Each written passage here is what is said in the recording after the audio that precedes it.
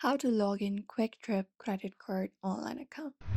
To log in into a Trip credit card account, you need to visit the Synchrony Bank portal for Kwik Trip card holders as the card is managed by Synchrony. So let's head over to one of the browser and search for Synchrony for Kwik Trips. You will be officially headed towards their link. So you can basically go ahead and go to Synchrony Bank for that, which is this one right here, synchrony.com. And once you access the website, you will be finding this. Now look out for the sign in option at the top right corner and go ahead and access this page. Look out for credit card option and tap on it. And you will be taken to the login portal now for the credit card.